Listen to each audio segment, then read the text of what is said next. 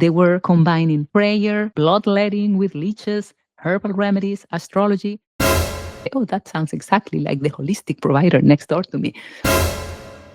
I'm going to cure this cancer even if I have to beat the crap out of you. I don't care if this treatment leaves you with side effects that are going to make you want to die. That attitude sounds a little bit like some conventional doctors I know.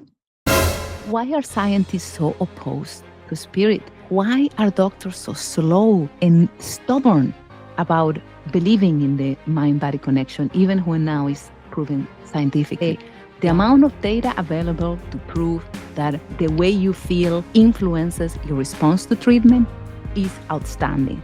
Why is the healthcare system ignoring that and still designing healthcare settings that seem to be torture places? It doesn't make sense. So I hope that diving into today's talk will help you clarify a lot of that.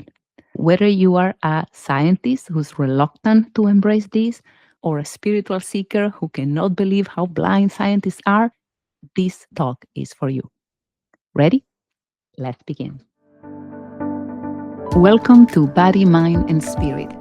I'm your host, Dr. Dieli Pichardo Johansson, retired board-certified hematologist oncologist and twice cancer survivor.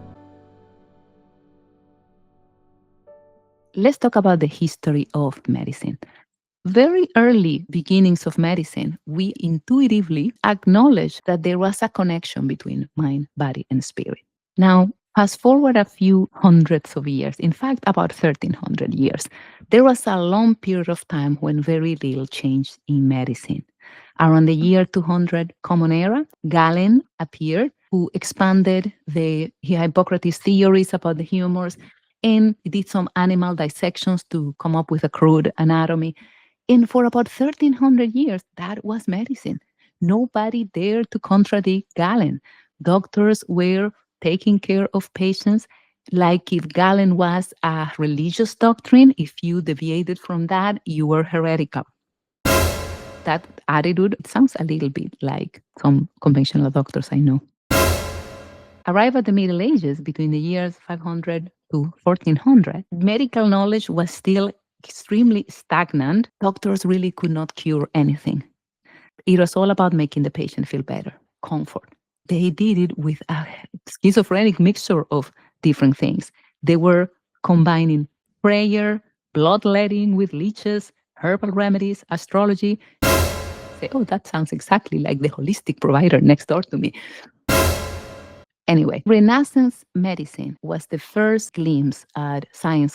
Human dissection became a thing, and people started understanding Galen had made mistakes extrapolating from anatomy from animals, but it was more for art and for fun, not treatment. It took a while before we enter finally what we call the scientific stage of medicine.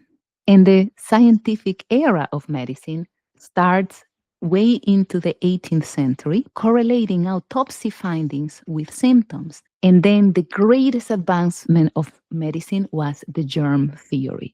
In the 19th century, started with Pasteur saying, no, fever is not spontaneously generated. Infections come from microorganisms. Then later on, Koch described several bacteria, including the tuberculosis bacilli. Discovering bacteria, microorganisms, was the greatest thing that ever happened to medicine. Then Joseph Lister in 1860, a British surgeon, came and said we have to sterilize our instruments and wash our hands before we do surgery. And those antiseptic techniques caused dramatic improvement in the outcome of patients. By the 1940s, antibiotics started becoming produced in mass, and streptomycin for tuberculosis is discovered. The first randomized controlled trial was in 1948 and was for streptomycin.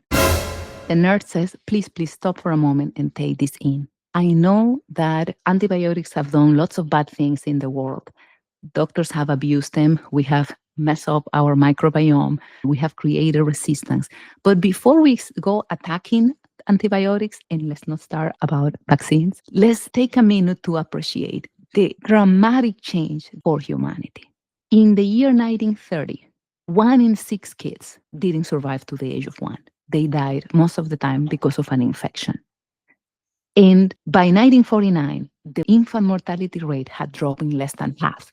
52% decrease. About a third of the deaths in the population were due to infections, and those were dramatically decreased with sanitation and antibiotics. And the greatest increase in life expectancy we have ever seen, from about age 54 in 1920 to about 77 in 2002, the majority of that increase came from controlling infectious diseases. So let's take a moment to be grateful for the scientific era of medicine that allowed this to happen. And the scientific era also had a few downsides. Medicine shifts to a mechanical model. The focus shifted toward anatomy, pathogens, and measurable physiology. By the 19th century and 20th century, any mind-body spirit medicine from Ayurveda to Hippocrates was filed as completely unscientific and not worthy of a second look. This is the era Peter Attia sometimes describes as Medicine 2.0. I believe that what he describes as Medicine 3.0 is still imperfect because of that tendency. It's a period of incredible progress, but also one where reductionism dominated. The body was treated as a machine, and the mind was often treated as separate from the body. I call the scientific era of medicine the adolescence of medicine. Very important in our growth and our development, but was dominated by what dominates adolescence, a search for independence and identity, which means ego, and stubbornness. See, the era that we are living now, the scientific era, is a rebound effect, an overcorrection from the previous era. Do you remember when we say that in the stagnant years, in the Middle Ages, doctors couldn't cure anybody? Their job was about comfort. Now we have gone the other way around. Our goal is cure, even at the expense of comfort. I'm going to cure this cancer, even if I have to beat the crap out of you. That's the way some oncologists I know treated their patients. I don't care if this treatment leaves you with side effects that are going to make you want to die. I'm going to cure you, even if it's the last thing I do. That is the problem when we try to overcorrect the past. The previous years were dominated by powerlessness. We have nothing we could offer the patients. So now what dominates us is desire for control. And I saw that so much in my physician clients, the years I was a physician coach, it's killing them. The inability to know I do my best and then there's a part that's out of my hands. That need for control is a rebound from the years when medicine was characterized by powerlessness. Back then, if we were blindly believing Galen, here now we have become skepticals. We don't believe anything. And the most important shift that happened was that back then, in the stagnant years, religion dominated. Religion became this censor that controls science. Therefore, now there's a rebellion against anything that looks like spirituality. We have gone the other way around. And we are refusing to bring in spirituality into medical science. That's something that we'll explore in the future. Is a bad investment. There's many good things that can come from opening that gate a little bit. Hey, real quick, I'm dying to know. Please let me know in the comments if the little things I added today help you stay awake during the lecture. The clapping, the banter between the hippie and the nerd, the silly jokes, what you want to see more of, less of, including future topics. And while you're there, please don't forget to subscribe, like, and share this video. It helps me a lot. Thank you. There is a lot of ego and stubbornness that has characterized any change of paradigm in medicine.